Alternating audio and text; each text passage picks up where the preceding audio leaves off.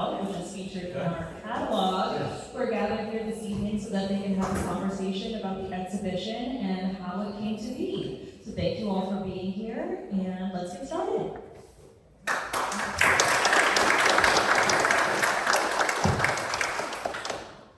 Mackenzie, thank you very much, and good evening, everybody. I've been told to use this microphone.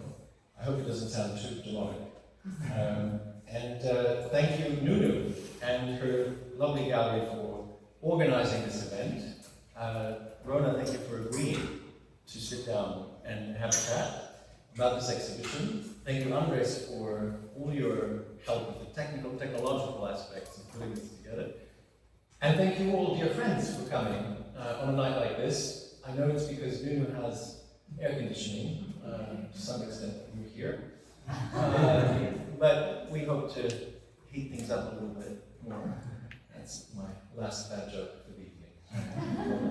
And we thought we'd pretty much wing it tonight and see where we can go with the dialogue between an art historian and an artist. I focus mostly on the 16th century, so I sometimes scratch my head and what I'm doing, befriending a contemporary artist, but I hope that will become clearer as we discuss. And we have a few images to provoke and hopefully inspire. And equally, we welcome your questions during this conversation. Please feel free to interject. And I thought I'd set the mood a little bit. You see, I was earlier this year in Australia, a country that does exist actually, and I happened to be in a town that has the Tropic of Capricorn passing through it. And so my mind started to wander to Henry Miller. And I thought, well, maybe a souvenir copy of the book from this town, but none was to be found. And I think those shops are missing the trick. Anyway, I started thinking about Henry Miller, and I started thinking about his bathroom. He had a very famous bathroom in his home in Los Angeles. And in the 1970s, he was interviewed about this bathroom. And I'd like to read you that quote, because as I said, I think it helps set us in the mood. It was, you should know, filled ceiling to floor with photos, mostly of a lovely pornographic nature. There are other things in it too. And he says of it, people often come in here, I won't do his accent, and get lost, as it were. They get fascinated with these pictures. I often myself, to tell you the truth, spend long minutes in here reviewing them all, wondering, why did I get them? Why did I put them up there? They run a gamut from the Buddhists to the whores, to the maniac that made that beautiful castle up there. He's referring to Ludwig, of course, in Neuschwanstein. In a way, it is very much like a sort of voyage of ideas. We're traveling not around the world, but around my bathroom, which is a little microcosm, like the world. And that's one of the beauties about it, that it can take you anywhere. Let your mind roam, one thing leads to another.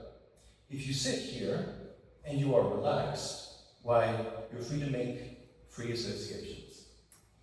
And in many ways, Rona, you've brought together three artists, a German who worked primarily in the 30s and after 1938 in Paris, in a medium that broaches photography and sculpture in a novel way, an American artist who is known in many circles to be an inheritor of Marcel Duchamp for his conceptual practice and performance practice, but yet is very materially inclined, Bruce Nauman. And your work, and pairing it with your work, why? And what is the genesis of this idea, as you recall it? I think like most things that happen for me in my work and in my life, it happens organically, and I can't remember what came first. I remember you were visiting and saying, let's stir the pot. Let's come up with ideas for shows. And we were sitting there, and before we knew it, we had lots and lots of possibilities. And I remember the very, very first thing for me was thinking about where we were politically at that moment in time. And Bellmer just popped into my head because I kept thinking about him functioning as the Nazi regime is starting to rise and what we were going through politically. And I just thought there's a seed there, there's an idea there about how an artist is acting like a mirror, showing what it's like to be alive at a time. And I've always said that if I think my job as an artist is anything, it's to be a mirror and show people what it's like to be alive. Now I know our experiences are all very different because how we're raised, where we're raised, how we're educated, all of this affects how we take information in, how we process it, and then what we do with it. And I remember at the same time, I called Antonio Homem of Sonnabend and Gallery, someone I worked very closely with for over 26 years. And I remember I said to him, you know, I'm probably gonna make professional suicide here, but I don't wanna do commercial shows anymore. I wanna really devote the rest of my life. I always want to make art, but I also want to start doing shows that are intellectually stimulating to me. So it's not just about what normally happens in a commercial show or setting. And I thought Antonio was going to say, please don't do this. And instead he said, I think it's a brilliant idea and I applaud you and I say, go for it. And he was also very helpful. So Albert and I started, and then Albert did the horrible thing of getting too many job offers and being highly sought after. And so we couldn't call each other anymore at these great hours of the day. I was getting up at 4 a.m. He's in London, so that we could have these 2 to 3 hour great conversations about art for hours. It was so exciting. And I don't even remember how one thing happened, didn't happen. It's like, I almost felt like we became like an octopus. It was like we were moving in so many different directions. Then Nunu comes along and says to me, I want to do something in New York with you. And I said, no, you don't. She said, why? And I said, because everything I want to do is not going to make you a lot of money and cost you a lot of money. Yes. So don't do it. The lunatic that she is, she said, share a couple of ideas with me. And I told her one, and she said to me, let's do it. What was great about doing this was we got to the point where we realized Albert should just do the essay because he was just all over the place. He was flying all over the place. He had all these deadlines. Conceptually as well, I was all over the place. But we also discussed other artists. I think it's interesting perhaps to mention that we're thinking about Odilon Redon, who was one of the names mentioned in 19th century French artists derived from symbolists. And who else do we think of? Anna Hogg, Lena. I mean, we have a whole list of artists that we could have put with Bellmer and me. And then I'm talking to Antonio. Antonio said, but you've been talking to me since you joined the gallery about Bruce Nauman. And I went, don't say another word. I'm an idiot. That's the third person. He's so illogically wonderful in the mix. And part of the allure for me about the three is we don't make sense, but we make perfect sense. Could we linger on Bellmer? Because he really was the linchpin for all of this. And he, in many ways, in the literature, is described as a surrealism, capital S. Surrealism, when you encountered Bellmer, and I hope you can tell us about that, surrealism was a dirty word. Oh my God. curse. If a critic wanted to tell you that your work sucked, they would say you were a surrealist with surrealist tendencies. What year was that? All through the 80s, 90s, probably up until, what, 7 or 8 years ago, or even less. It really, surrealism had such negative association. First of all, it was European. And if you think about art in the 60s, 70s, and even the 80s, it was very anti-history. You weren't supposed to look back. You were only supposed to deal with abstract expressionism forward. Can I ask you, Rona, do you think surrealism, you mentioned anti-history and almost a fear of over-intellectualizing the visual arts. What do you think the relationship is between history and surrealism in Bellmer's iteration? That's interesting. See, I'm always looking like at a family tree and saying what comes out of what and what comes out of what before it, and you can keep going all the way back. And if you look, a lot of times you look at two artists and you say, oh, what are their influences? And you start looking and you realize everyone's looking at the same thing but going all the way back. Yeah. So here, in fact, is Bellmer's studio on his bathroom in Berlin shortly before he left for Paris. And it's a bit maybe tricky to see, but on the back wall, amongst all the photographs and objects that he uses to pose his dog, there's a large painting, large drawing, I should say, of a detail from a print by Albrecht Dürer, a 16th century German artist. There's a, oh, it's getting worse. Go the other way. I'll use my descriptive powers.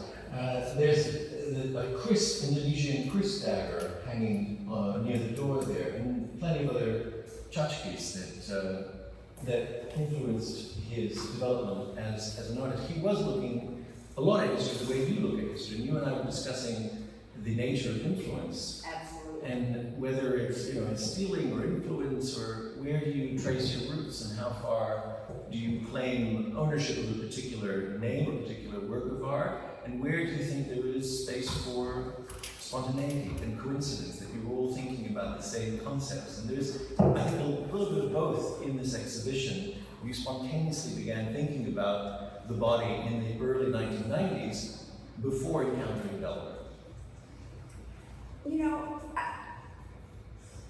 This idea that we're supposed to be original, no one is original. We're all coming out of something. How you make something your own, how it connects to you, what you're trying to say with it, is what makes the work possibly yours. But this idea that someone's inventing something or creating something, I don't know if it's possible. And I don't know how important it is, really. I know we constantly are being pushed to do the new. I don't know what the new is. Is it new because it's using AI and it's mimicking what humans do? What is new about that? There are so many interesting questions about making, about what something is, how it exists. Does it move you? Does it disturb you? Is disturbing you as important as pleasing you? I don't know if you've ever found that some of the most disturbing, gnawing things are the things that stay with you the most, and things that are the most pleasing and wonderful and make you feel good you forget immediately. Why is that? Bellmer, to this day, I think if you Google his name, you get YouTube videos of individuals who deplore and detest That's his right. work. He's still elicits a kind of a very strong reaction either way. He did, the crux of his work surrounded the invention of this dole, ball and joint dole, which you see scattered around here in pieces in the photograph. And I think that's what got us thinking about Nauman in different terms, and the way in which the body is used as a tool. And Nauman described his process. These are film stills. The one on the right informed the production of the holograms, the 5 holograms that you see here. And Nauman also features downstairs, so I hope you have a chance to visit the basement where 2 of his films are projected. And he described his use of the body as an artistic practice in the following terms. An awareness of yourself comes from a certain amount of activity, and you can't get it from just thinking about yourself. In other words, actually engaging with the physicality of the body here quite specifically. And this got me thinking about another artist who engaged with his own body in a very risky manner, Franz Xaver Messerschmitt, the late 18th century Bavarian sculptor who worked with the Viennese court. And in 1770 or thereabouts, he suffered some kind of psychological collapse and had to go back to his hometown. And it's at that moment that his work became interesting in our vocabulary. And he executed this series of around 60 so-called character heads that captured his own self-portrait in a variety of different grimaces and guises and quote-unquote conditions that follow a certain social understanding of psychological nature at the time. And it got me then thinking about another head, this head, your head, Rona, as it began to surface in your work. And there's a pedestal in the center of the gallery here which features Rona's head encased, and we'll come to that in just a moment. But this was also an experience for you, creating a cast of your head. And I wonder, what was it like? Because it seems easy with technology today just to scan a head, but this was pre-scanning, and you had to go through a bit of a process to get there. So the way my body comes into my work, again, is through this organic process. I was using rubber Halloween rotting teeth, which are the yellow ones in ballerina with teeth, and pink balls, and brown hump. And on those teeth, I seemed to be the only one that liked them. So when I called to reorder them and the company told me they were discontinued, I said, oh, I'm going to order some. And they said, well, you have to order like 40 or 50,000. I thought, well, that's a little steep. So I went to my dentist and I said, could you make some molds off my teeth? And then my teeth enter my work. Many years later, I'm thinking I want more of me in my work, but I don't know how. And I decided I wanted to take a mold off of my face, and I turned to 2 friends that are very good mold makers. And I said, I want to use medical silicone because I want very high detail. I'm not going to use straws, so if I had a bubble, I would have died, which was not that bright. But I was lucky and kept a pad of paper on my lap. I was encased for 3 hours. Sensory deprivation on a level I cannot tell you. The first problem was that I started choking when the rubber went around my neck. And so I was like, slit, I'm choking. And towards the end, I was writing, get this motherfucking thing off of me. I am freaking out. Andres, who works with me, will tell you there's on a shelf the first rubber that was poured from this, and my eyebrows, my eyelashes, all of me is still in this. My hair is slicked back because that's the only way you can do a mold, for those of you that know this, where you don't lose your hair. I lost a lot of hair too. It's not something I ever wanted to ever do. again and didn't. So every single head in my work from 1998 till now all derives from that first life cast. And it included also your hands and feet. Well, I did those separately, Right. yeah. And easier to get through. Yeah. And speaking of the piece in the center, hearing you describe that experience of being deprived of sensory functions, it makes me think of that experience again. How can we dwell a little bit on this in case work, which is the most recent work in the exhibition? Yes. And how did this come about? Because you're not deforming the body in the same way that the other objects here deform the body. Maybe jump back to that in a moment, but it preserves your head and your visage in its integrity, and yet it's tricky to access.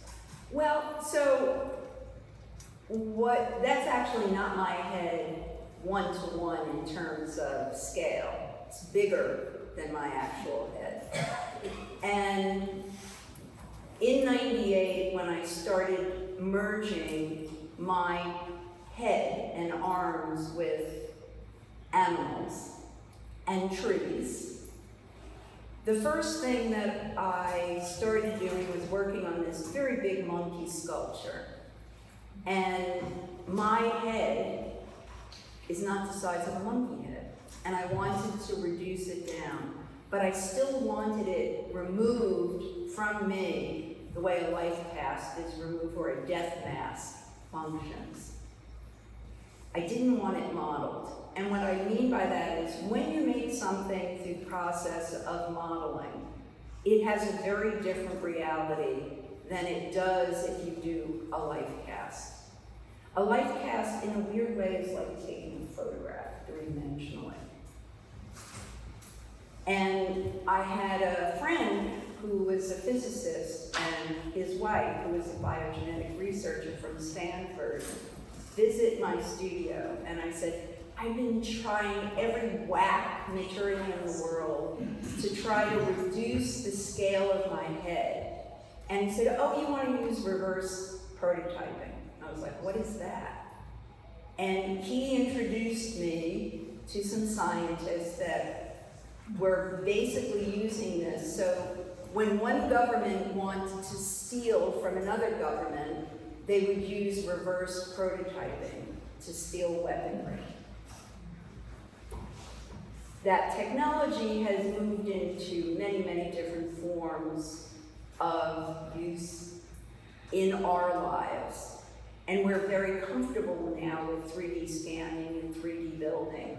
When I entered this in '98, I was wanting to do things that were pushing the kind of boundaries.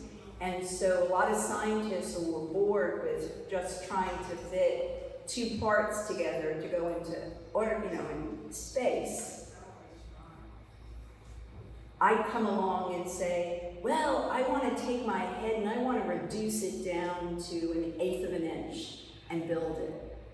And I still want all of the accuracy from the scan that you get when it's one-to-one. And so for me, it was this wonderful process of working with a lot of scientists who liked letting me be their guinea pig. It's interesting that you mentioned this process of scanning your head as an analogy for taking a photo in 3 dimensions, because Nauman, who works behind us here, the 5 studies for holograms, and you saw earlier the still on the right, which informed his video. He was doing precisely that, trying to get a sense of the complete body, the head, or at least his mouth, through the holographic process in the late 60s. I don't remember exactly.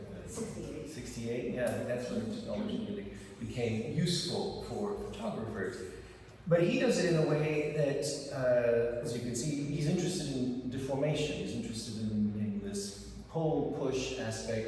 And your work, as we've said, preserves your head. However, the encasing, it creates a barrier between it and us. it stops it being a three-dimensional object to my eyes. It's a bit like what's the word? The meniscus in a glass, the refraction that happens if you put a straw in a glass of water. And you can't really access the head fully. There's something about, there's an element of restraint there and a lack of access. So I'm going to push this question on encasing a little bit. How did that come about? God, that's an interesting question. So I'm someone who gets bored very easily in the studio. And the minute I start knowing what I'm going to do before I do it, it's time to throw myself off a mountain and say I don't know where I'm going and what I'm going to do. And there's a lot of failure rate in that. And I know it makes everyone I work with very uncomfortable. And I've gotten used to it. But I was working with stainless steel a lot, making the animal human and tree human pieces. And I wanted to bring the work more into the studio from beginning to end. And so I started working, experimenting. I had no idea where it was going to go. And I can't even tell you where the first seed for this came from. But I first started by, in my usual OCD way, I started taking my head and I cast it, I must have cast it 200 times. Different colors, different transparencies, opacities, translucencies with this material. And I'm just looking at the fact that my head no longer looks like me at all. And I start seeing the color, and I'm realizing I can taste the color. And that's synesthesia, crossing one's senses. And I was like, oh my God, this is the thing I love the most. I always say what I want to have happen is I want my viewer to feel my work viscerally in their bodies. And if you taste the color, that's exciting to me. How can I push that further? And I don't know why I thought, I just want to try encasing one of these things and see what happens. And I happened to meet the person who invented the technology of this encasing. He was in his late 80s. We met. We both realized we both loved to experiment, and we were like off and running together. And this happens to me a number of times. A lot of the metal pieces that I worked on with Dick Polish originally, who was a metallurgist and an engineer, and there's someone here who actually knew Dick. And he was a real pioneer. He and I met and we drove each other kind of crazy, but we both loved to experiment. What you're seeing is yellow stainless steel. It's not something that's produced a lot. Dick was the only one that could produce it. He experimented as much as I do. Sometimes I think in my past life I was a material engineer because I love experimenting with materials. I love experimenting with technology. Everyone keeps saying, are you afraid of AI? And I'm like, no, it's a hammer, it's a saw, it's a screwdriver, it's nothing more than that. It's a tool. Yeah. And if I could use it in a way to do something that's interesting to me, not for the sake of using it, but because it could do something I can't do by hand, or it can do something in a better way or a different way, I want to see what it is. You know, in terms of the sensorial, I think you hit the nail on the head, so to speak, because there's a piece of yours, it's in the catalog. By the way, the catalog is available for purchase in the gift shop. It makes a lovely 4th of July gift. It's good. But there is a piece, several works of yours that take up the colored heads in reduced form, arranged on platters. One is called grapefruit, pink grapefruit. And a friend of mine looked at that piece once and said, oh, it looks delicious. And I indeed always find myself finding it grapefruit when I see it. But I want to stay a little bit more on the concept of deformation of the human body, because in the earlier work, there's a piece with two shoes somewhere in the middle of the audience there, and there's a piece hanging at the entrance, sort of pair of elongated black legs and little shoes. And also thinking about the other artists in this show, particularly Nauman, and the sensorial, or if you like, the intellectual play that they achieved through casting the body, literally, although they didn't go all the way you did with the full head, they were a little less courageous. Duchamp on the left, only chose to cast his cheek. And this work is actually a photo I took earlier this week in the Duchamp show at MoMA. And Nauman on the right, a cast not even of his own body, but as of his partner's, his poor partner who had to experience this. But doing this to play with words, because the titles, as you see, are on the left, my tongue in my cheek, and from hand to mouth for the Nauman. So activating a kind of intellectual play that's directly involved with the object that you see before us. And in your case, if technology won't fail us, it seems to me that deformation starts not with the body necessarily, but with the object. And the other day I said to you, I was looking at your shoe pieces, I said, they're all dirty. They're all used. They're all used. You don't like clean shoes. And I realized walking around the city, and I walk around the city a lot, it's impossible to keep clean shoes. And in a way, the two shoes, or the two pairs of shoes in these works, the one on the left side and the front, it seems that they provided the spark for the form to take off. They did. So something that people who are very young here may not understand is when I was in my 20s, it was forbidden to use the body in art. You were a hack if you made figurative art. I had to crawl my way away. As much as I knew metaphor, and I can't tell you why, but I knew metaphor was very important to me. The idea of using the body, I thought was such a transgression. So what did I do? The first thing I started doing was I started making these beds with turds on them. Really palatable. And I started thinking, oh my God, the bed. It's a place where you're born. It's where you live out all your fantasies. You have sex, you're sick, die there. More happens to you in the bed than anywhere else in the world.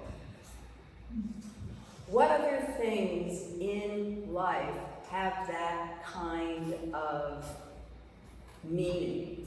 And I started taking shoes. Like, for example, Redheaded Loafer that's hanging against the wall back there. I took those shoes, I put them in the middle of my studio, and I said, Florida, 70s or 80s, really sleazy. I can put shoes out and I can say, let's talk about that person through the shoes. And I thought, wow, it speaks, it says so much, it represents so much. And then I became obsessed with what else is there? Teeth, baby bottles. I got very fascinated with the chair. I was reading Freud, trying to understand why I was such a lunatic and wanting to make scatological work. A long time, I think most artists try to feel comfortable accepting who we are, and what we want to do. I'm at the point now where I could care less if somebody says to me, you're really weird. I used to be so freaked out when I read the work's weird. I remember I called Antonio once because he had walked into my studio and all he said was, yep, weird, weird, weird, weird, weird, weird, weird, weird. And he walked out. And I thought, God, this is so upsetting. And I called him at the gallery and I said to him, we have to talk. And he said, why don't you call me at home later tonight? And I called him and he said, what's wrong? And I said, well, next time you visit, can you find a few other adjectives to talk to me about my work? And he just burst out laughing. And he said, that's why you're upset? That's what you're calling me about? And I said, yes, I'm very upset about this. And he said, you should be upset if your work's not weird. You should be upset if your work has no effect on anyone. And we got to the point many years later where he'd call me and say, the W word is in that article. You know, you and I recently spoke about not caring what other people think. Yes. And not giving a damn. And also not really wanting to please. Not feeling you need to satisfy others.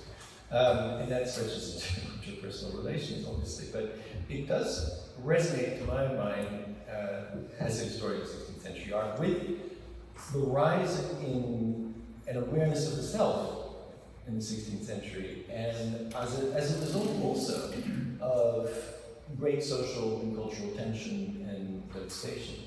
And I wonder if there's a sense of a kind of liberated self in post-war period, and I think you can probably trace it and index it through the body and through artists who are really posing these questions in strong ways. This is Hollande, the French photographer artist, who's punning on the quintessential punner. So she's punning on Marcel Duchamp, but using technology of a wide lens camera to simply capture a portrait. It's never just a portrait, it's never just an innocent image of the body.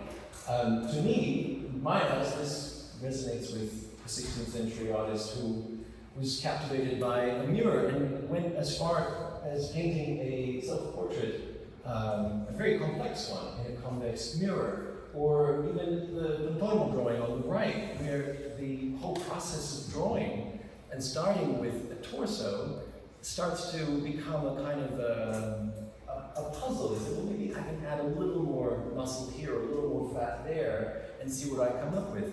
And this was completely respectable in the 1520s, because it ended up being part of the tapestry commissioned for the Pope, and I think then of Bellmer, who's always inventing based on just this fixed, well, not fixed actually, but ball and joint torso that he could then attach other limbs to, theoretically ad infinitum if he had more and more to attach.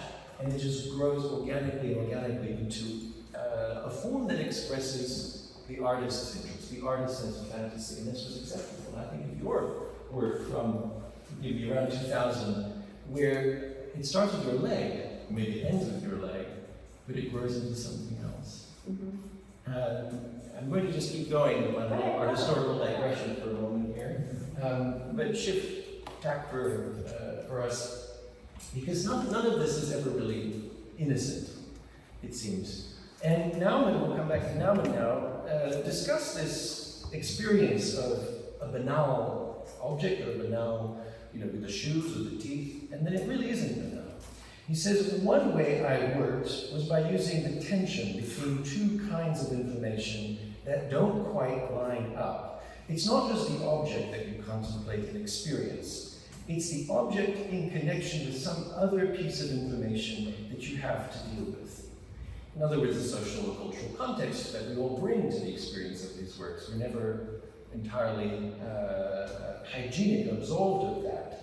And looking at this particular image and the finger that Nauman poses in the video of this piece, I'm reminded of my father, actually, who, when he drove the car, the window on the driver's seat fit his arm perfectly, and he found it convenient to rest his hand in this manner against the ledge. And you can imagine it made for interesting rides with him. So this gesture, I'm not going to flip off our audience, but that gesture is just a raised finger. But then again, come back to this. Then again, it isn't just a raised finger. Here is Ai Weiwei, who is effectively simply establishing visual perspective, spatial perspective. This is a time-honored, centuries-old way of establishing your relationship to an object and trying to visualize it. And yet, of course, it isn't. We bring another layer of information to this experience. And that, here's an example from the 16th century, perspective. This is a gentleman artist who's trying to establish perspective, but what is he trying to establish perspective of? It opens up the possibility of desire when you are dealing with the body.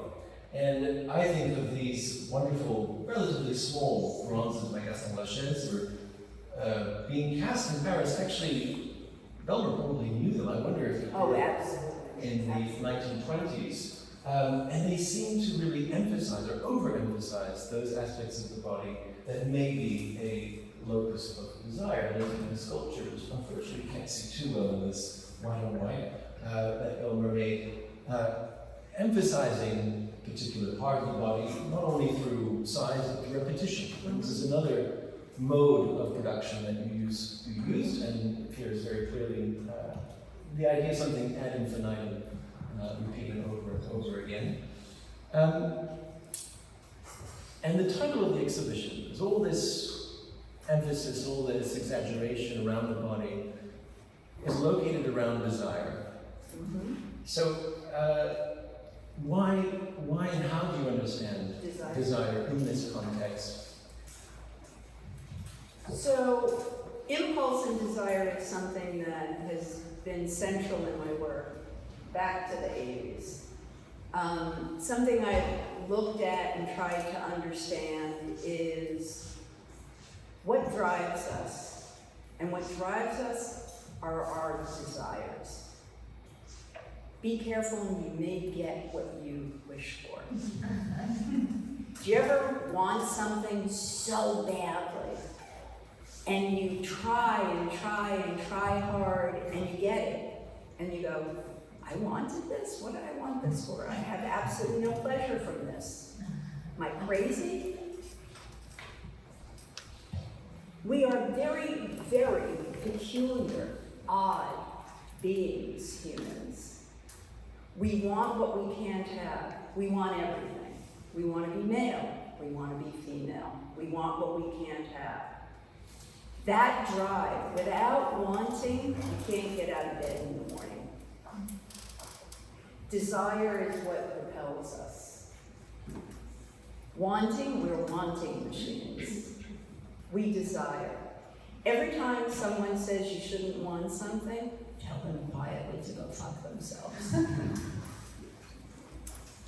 You never want to stop wanting. You should never stop wanting. It's a great thing that moves us through life. You may question why you want it and what does it do for you, but wanting something pushes you through life. I know when I get up every morning, I can't get to do enough in a day. I know I'm constantly thinking, oh, I want to do this, I want to do this, I want to do this, I want to do this. How can I do it all? And I know I drive Andres crazy because I try to do it all. It's an interesting thing to try to understand what propels us in life. Of course, no, and it's important to do that. And I do it through materials. Well, yes, I'm glad you're bringing it back to materials and the objects in the room because we could get very psychological. May I give you a definition of desire that I came across recently? This is Anne Carson, a very famous classic book, Eros the Bittersweet, which seems to be the flavor of the month, courtesy of the Strand, but is an extraordinary analysis of Sapphic fragments, Sapphic poetry, and through that analysis of desire. And she says, I have a very appropriate image from my visit to the Museum in Athens, speaking of the body. No simple map of the emotions is available. Desire is not simple. In Greek, the act of love is a mingling, and desire melts the limbs. Boundaries of body, categories of thought are confounded. The God who melts limbs proceeds to break the lover, as would a foe on the battlefield. The shape of love and hate is perceptible in a variety of sensorial crises. And that makes me think of the broken nature of Bellmer's dolls, and the broken, not the broken necessarily, but the divided or split nature in many of your chair pieces. A great one which is somewhere nestled between the audience there. And just one last quote from Carson, which I think resonates with your particular chair pieces that were made beginning in the early 90s. She's quoting now Aristophanes, the comic poet. She says, he says rather, "Sliced in two like a flatfish," says Aristophanes. "Each of us is perpetually hunting for the matching half of himself." Most people find something disturbingly lucid and true in Aristophanes' image of lovers as people cut in half. All desire is for a part of oneself gone missing, or so one feels to the person in love. Or so it feels to the person in love, excuse me. And I think those chair pieces, they articulate and they dissect in many ways some of those sentiments. You mentioned already how you came to use shoes, found objects that also have so much history in them because they're not pristine. And how did the appearance of lace enter your work? And also the thing that's striking to me about this is the scale. Because I saw these in reproduction many, many years ago first, and I thought, they're chairs. And then you see them, and in fact, there's something disconcerting about the scale of them, and it does feel like it's a little part of yourself that's being illustrated, part of your soul that's illustrated. So the chairs came into my work where I was thinking about how to take the scale of the chair, dwarf it, and make it feel like the body. And Robert and I, my husband, we have jokes for some of my pieces, and we call them butt chairs. And I started thinking, can I make the butt feel male? Can I make the butt feel female? Just the butt. And the idea that you're taking a butt and you're sitting on the butt. And then how do you make a skin for the chair, where the chair feels upholstered and like a person at the same time? And so for me, the lace was the skin. Upholstered skin, human upholstered skin. And that's how I started thinking about it. And then I would call, so Robert and I had our studios for many, many, many, many years, where just a wall was between us. And I would say to him, I need a set of hands in here. And Robert would come in and he would help me, because the lace is not only pushed into the material, the lace is cut and seamed and joined so that it looks like it's a continuous surface, but it's a lot of parts of lace pushed together to look like it's seamlessly moving across the surface.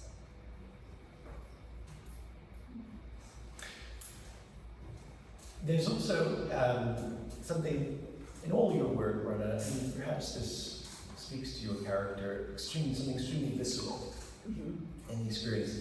You know, eating grapefruit, wanting to consume the work, even the teeth pieces. And I feel I should remind visitors that this is not top and bottom of Rona's teeth, but two tops that you're looking at. There are these little entities that seem to have been consumed, want to be consumed. There's a great confusion of inside and outside in many of your works. There's something of that in Bellmer. His works, his dolls, have often been discussed in terms of exploded intestines, images that he might have been familiar with through images that were coming out of the front during the First World War, from a very vital period in European history.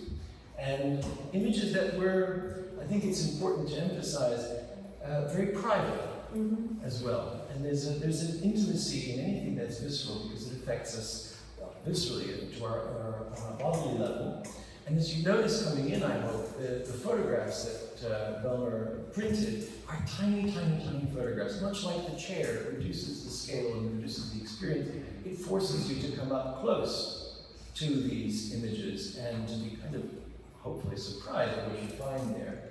But they do also, that goes back to the fact that they were exchanged amongst friends only. These were not meant for a large audience. And the kind of broken body, the scale of these objects remind me very much of sadly not an art historical reference, but one that should be, of S&M images from the 1980s that were exchanged amongst the gay community privately, and where there was a whole commerce around them. And indeed, there is, I think, at least a visual parity between Bellmer's constructed broken bodies and these photographs from Richard Berkowitz's archives. Here is just a reminder. I intentionally reduced this in scale to emphasize the fact that you have to get up close.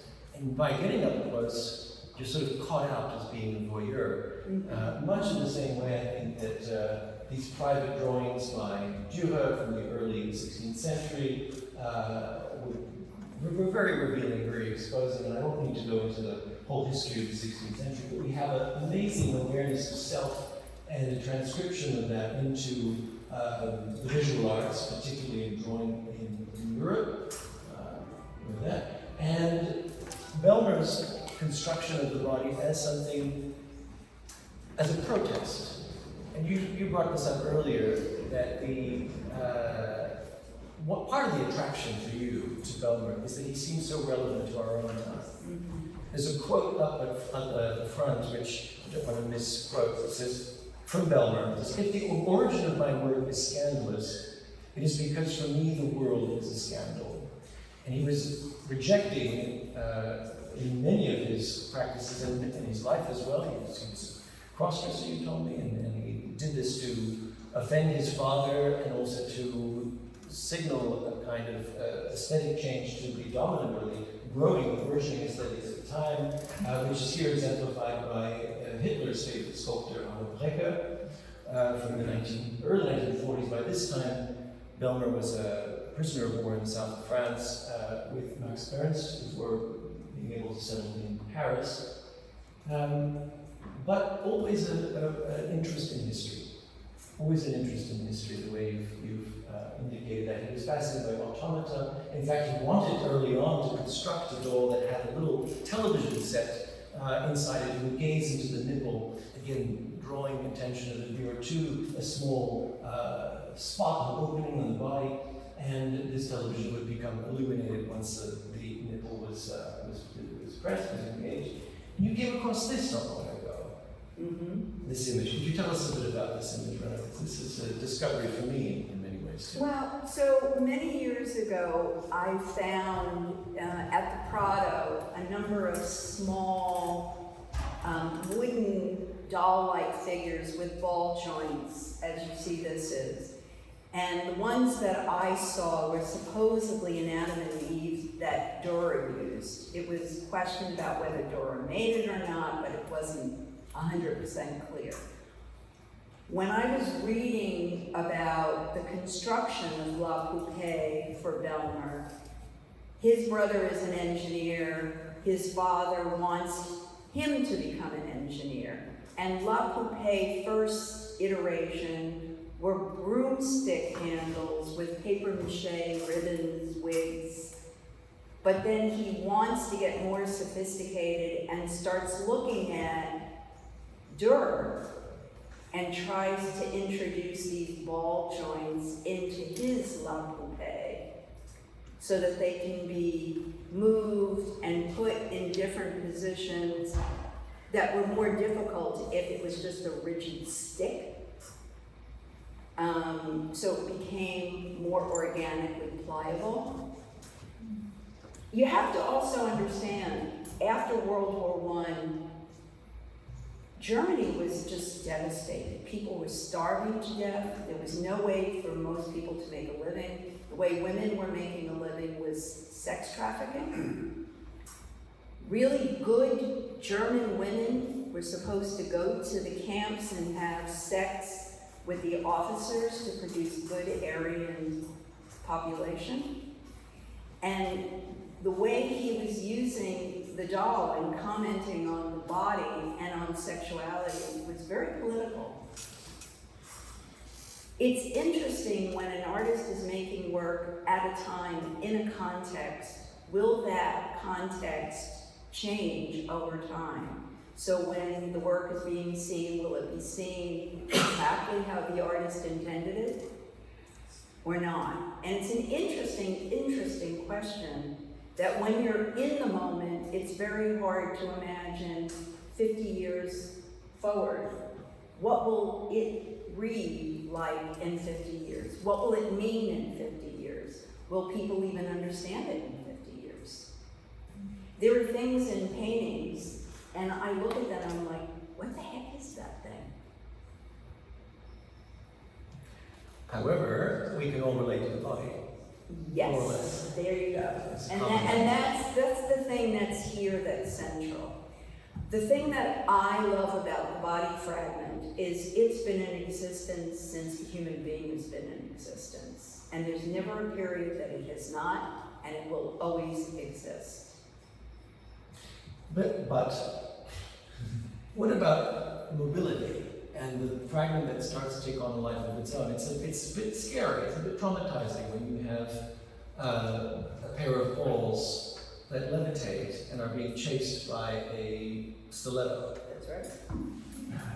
As behind me. And it Yeah. does move, and I did ask Rona the other day to give it a push, and it becomes, it's quite eerie. May I? Sure. Gently? I don't have my gloves on, but you can see that the stiletto is actually kicking the balls at the top there. So it starts to take on a life of its own. There's this kind of animation, which, as you rightly bring up, Rona, was part of Bellmer's practice, not only through that early doll that he wanted to construct with his brother, but very much into the 1930s and into actual work that was done. This is on the left, a sculpture that's on view now at MoMA. It's in their collection, and it suggests a mobility. It suggests you can start to move these individual parts around. And on the right, so you juxtapose this with a piece of yours where there seems to be a lot of this movement of individual teeth entities, teeth sperm, who knows how to define them. They're covered with this marker, this writing that's repeated, mine, talking about desire and want. And this is all suspended from about 2 meters or so, 2.5 meters from the ceiling, creating that sense of mobility and a fragment that starts to unsettle. Mm-hmm. Do you intend to unsettle? I don't know what I intend to do. I'm being honest about this. Half the time I don't know what I'm doing and why I'm doing it until 15 or 20 years after I've done it. When I'm in it, I don't know if I can really see it objectively. And I think sometimes I'm the last to even understand what's in my own work. And it's not that I'm oblivious, I just think it's hard to be honest or clear-headed when one is making something, what you're really doing and why you're doing it. I know that half the time I'm in the studio and I say to myself, kidding around, my hands are my brain. I think with my hands. I feel my way through things when I'm making them. I know a lot of times people say to me, how do you know a piece is finished? And it's an interesting question I still don't know how to answer. It just feels right to me. When you start making the next one. No, there are times when I have, and it's a bad habit, I could have 30 or 40 things going all at the same time. And it's interesting. Part of the reason I don't finish something is it's just, I have to finish it, but I know where it's going, and so it's less interesting, and I'm off on something else where I'm trying to push it, because I don't know where it's going. Why artists make work? Who knows, you know? Am I trying to find out why I exist? I don't know. Am I trying to give meaning to my life? I'm not sure. I'm being really honest, it's very hard to really pinpoint why I have such a strong desire to make things, but I do, because I know the minute I stop, I get immediately depressed. And I just have to be making. I think it's fair to say that you sculpt with your body, you use your body, and you are a sculptor. And in many ways, I would argue Nauman is a sculptor, and Nauman uses his body and the body as a tool.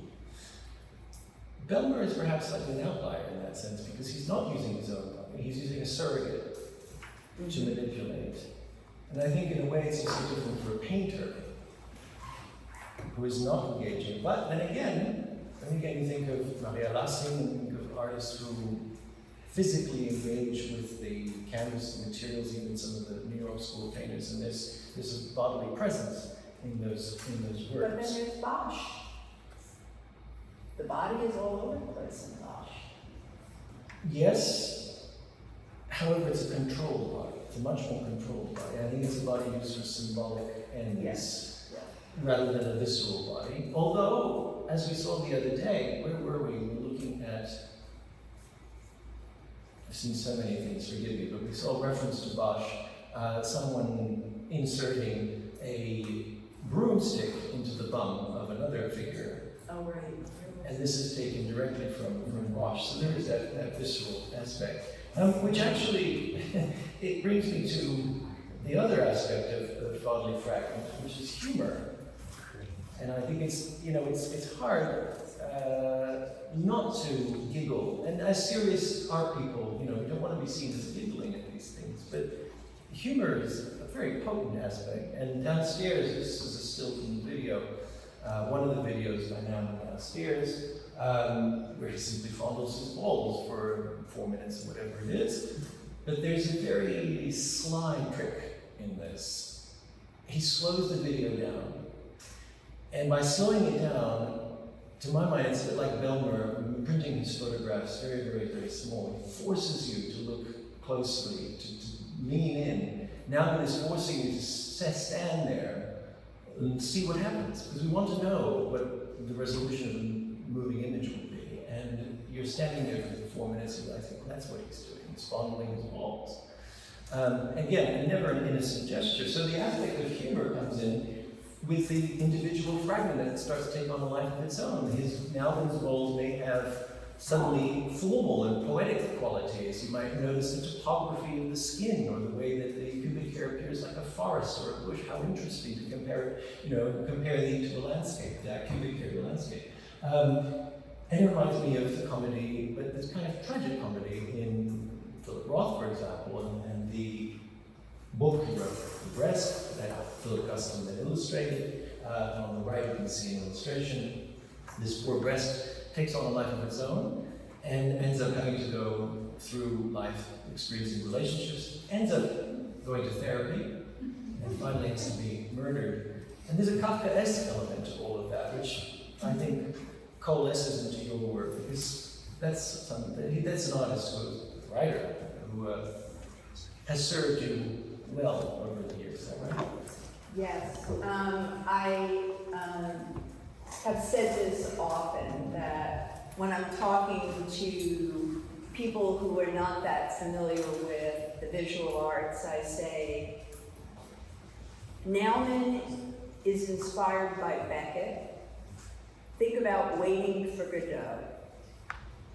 Nauman is someone who is underlying over and over and over again time and how time, you experience it, and then what happens when he slows down him playing with the balls, and you start to think, oh my God, how is it possible that so little is happening? And yet so much. Yes. So potent. And so I think that was very interesting to me. You think about Bellmer, and you think about Sod, and you think about my work, and you think about Kafka. And how we each use the body, how we each use our desire, how we each use materiality, how we each use the fragmented body to make meaning that relates, but at different temperatures, if you think about it. And rhythms. Mm-hmm. Temping. Yeah. Another example of the body fragment that's come to life, and that in a way coalesces what you talked about earlier, the importance of context and bringing context into the reading of your work. When this is a detail of a monumental sculpture called Dirkhead, which is composed of 400 individual pieces on a large pile of earth. When it was shown in Johannesburg, it was read in terms of voodoo. When it was shown in Austria and Germany in terms of the Holocaust, in Lyon at the time in terms of genetics, and most recently in Wolfsburg, which had an exhibition that happened during the COVID pandemic, was read in terms of pandemic and contagion. Work that does resonate depending on the time and place that it exists. And this rather abstract image is a detail of that wonderful grapefruit platter, which I thought would be a very opportune and delicious thing to end on. Perhaps open up the floor to questions, if there are any comments or questions. Yeah, I have one. Dealing with the body seems to kind of address pretty much everything but the eyes. Mm-hmm. The dirt heads are without eyes, and correct me if I'm wrong, every portrait you made with your eyes are closed. Is that correct? Well, all my head Derived from sculptures original all mold. derives from one mold. Right, which that was a technical Yes. limitation, obviously you can't have Right. eyes only. But when I then started altering and trying to have eyes, I actually preferred my not engaging with Right. the viewer. There's a very different psychological condition. Oh yeah, With and the it's viewer. sort of saying this to the viewer Right. intentionally. Not a question, but an observation.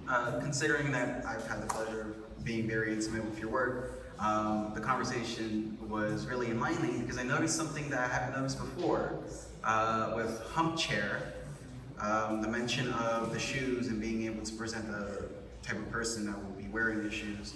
And given that knowledge, I immediately thought about how hookers and prostitutes typically wear clear heels. And throughout the naming process, how this particular chair is called hump chair. And it just brought me to the conclusion of how a lot of work within your practice brings balance to taboo. I just wanted to make that observation. No, something new that I just noticed. Thank you. Anyone else? Comments, questions, concerns, criticism? Yes. One of my favorite works of yours, Rona, is a book that goes, you see it up in the mirror. I want,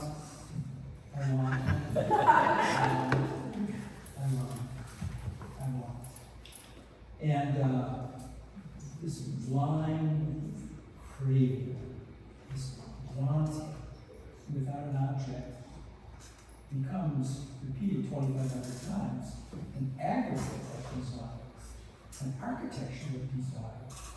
And I think that's something you have deeply in common with Nauman and with Bellmer. Mm-hmm. So maybe talk about where reiterative language enters into the three artists' work. Well, you know, it's interesting because I'm more comfortable truly with the visual than I am with the word. However, the way the word came into my work was there was a show, and the curator said to me, would you write a short description about your work? And I thought, I hate being asked that question. Isn't art a visual language? So me being me, and it was the day of faxes, for those of you that remember it, I wrote no 100 times, and I faxed it to the curator, thinking she's gonna tell me, oh, stop being such a jerk. Instead, I got back this long, intelligent, sophisticated response about how I'm dealing with the id and how I'm expressing all these things. And I thought, well, that was easy.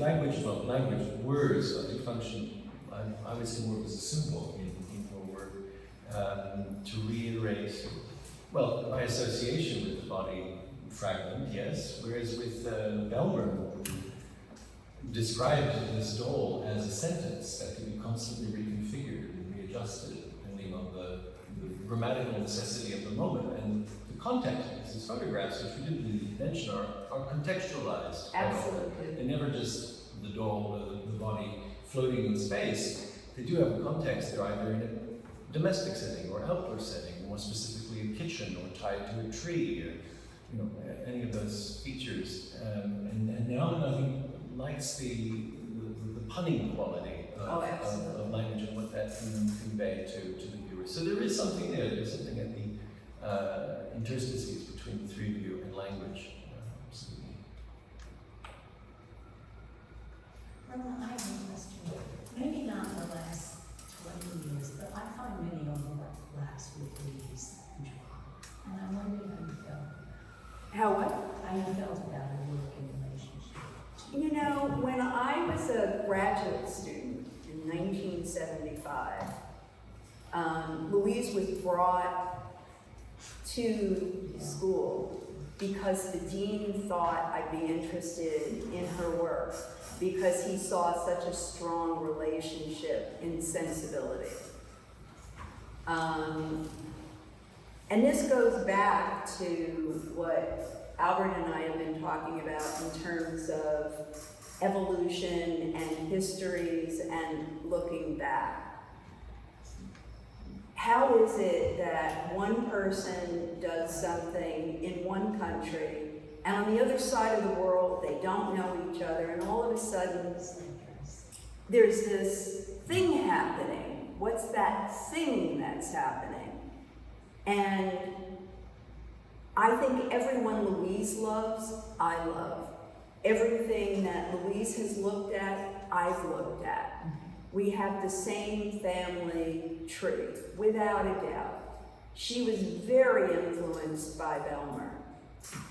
Very, very influenced. Knew the work very, very clearly. I can show you pieces of Bellmer's she took huge amounts from. Or it's again this history of us and how do we evolve? How is it that I'm making something, you're making something, you're making something, we don't talk about it, yet there are shreds or things that tie us together. I think, the same way that we have shared feelings, we have shared ways of making and thinking. The same time that someone was telling me I was linked to Louise Bourgeois, I had Richard Serra telling me that it was creeping him out because I reminded him of Eva Hesse. And there's a relationship, to all of it. And of course,